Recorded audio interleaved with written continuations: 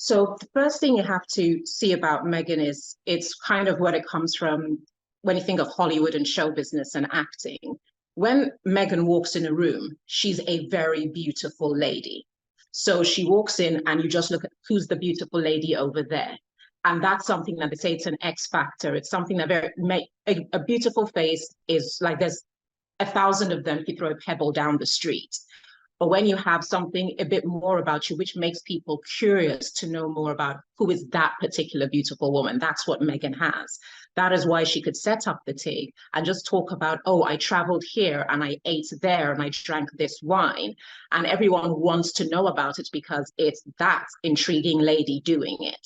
That's what her quality is. So even when she went into the royal family, what, as we found out later in the interview, there was this bone of contention was that she pulls focus, which previously we as the world had called the Diana effect. When someone just pulls focus, they haven't done anything to do so, but she'd carry a handbag, it would sell out. She'd wear a dress, it would sell out. She had that magic about her. So it's kind of, and funnily enough, because it's something that people look for as the X factor in movies, it translated into the royal family, but she didn't occupy the position where it was beneficial to be that popular and things imploded. But now pivoting back to what she's doing now, what you would think of is people like Gwyneth Paltrow's Goop or Rihanna's Fenty or Jessica Alba's Honest brand. They all had that similar thing where you're a movie star, people are intrigued by you, people love the way you look, and they want to know everything about that person. It's the Elizabeth Taylor X Factor thing where you just want to know everything about that person. Playing into that is what made TIG successful.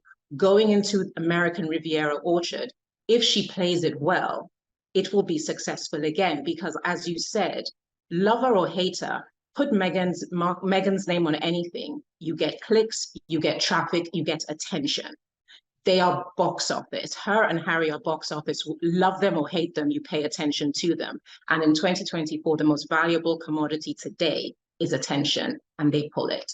Personal branding is essentially a fancy buzz term for leveraging things within your power to build a scalable reputation for something. Every single one of us has a personal brand. You have a personal brand when you take your coffee from your barista in the morning. You have a personal brand with your colleagues. You have a personal brand with your boss. You have a personal brand with your employees. Everyone has a personal brand. The art and the act of building a personal brand is strategically kind of deciding what you want that to look like and taking action in order to make that happen. How important that is in terms of alignment to who you are is absolutely critical to the success of your personal brand. It's very, very difficult to build a strong reputation, which, as we've kind of spoken about already, is what your personal brand is, if you're not aligning what that looks like externally with who you are internally. Your personal brand has to mirror who you are as a person, but you get to decide as part of your personal branding strategy how much of that you're willing to give away. To an extent, time will tell, because for all the speculation and punditry and commentators there are, unless you are within the bubble, we are within the firm, you will never know the truth or the totality of it. So we can all we can do is speak speculatively with what limited information we have. But I've always said when commenting about the whole situation, about the breakdown of that unit, is I truly do believe the key to any reconciliation amongst them is Kate. But Kate has been caused a public injury through what was said about her in the interview with Oprah, what was said in the book. But because they operate within the confines of the firm, they have no opportunity or avenue for redress. They cannot talk about it. They just have to bear the blow. And that leaves scar tissue. But if there is some way that Harry could make peace with Kate, Kate could bring Will back to the table. And if Harry and Will are at the table, of course their father would come in line, because those are his children. And in his twilight years, all he would want is peace. But the kryptonite to solving this issue is Kate. Until you get her, I don't believe anything can really work.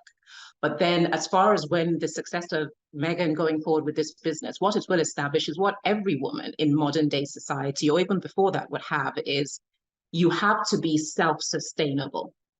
No matter how wonderful things are, in a worst case scenario, if life does what life does, and Harry and Meghan doesn't work out, she has to continue to stand on her own 2 feet. Beyond being completely enamored with each other, you're also a mother of 2 children. You can't afford to crumble. Because when you think back, that famous interview that Victoria Beckham did at the height of Posh and Becks, and she said, if David and I were ever to break up, I'd die of a broken heart. That's the level of love where you are so attached to someone, but you have to think pragmatically that, how would I survive if they were to go away from me when you love someone that much and you're so entwined with them? American Riviera Orchard, if she gets it to be a Goop or an Honest or a Fenty brand, it will look after her and her children for generations to come. So all you can then focus on is just the vicissitudes of being the kind of person you are in the public eye. But I do believe that as far as how business will affect the relationship of the family, those have to be kept separate, because what she's doing is about the practicalities of life, not the emotion of family. I think that when it comes to Meghan specifically, should there, in a utopia, if there's a reconciliation, this magic silver bullet that is Kate comes in and creates that catalyst for healing. As far as within the family, you know, when some things have happened, the relationship between William and Harry will never be the same. Too much has been done. There's too much water under the bridge. So the iteration of a relationship they will have going forward can be a strong one, but it'll never be the same one. But then with Meghan, what I've always said is what would need to happen is to follow the Camilla formula. Camilla at a point was arguably the most hated human on earth. But all she's done is stay steady, stay true, stay consistent, and stay quiet. And in time, the British people might not like her, but they have a level of respect for her, because they've said, despite everything, yes, this love was really true, and you stuck to it, and you took everything that came with it. So we wish you nothing but the best with you and Charles. That in time could come, but you have to, the British public are very specific. You have to show humility, self-deprecation. You have to humble yourself.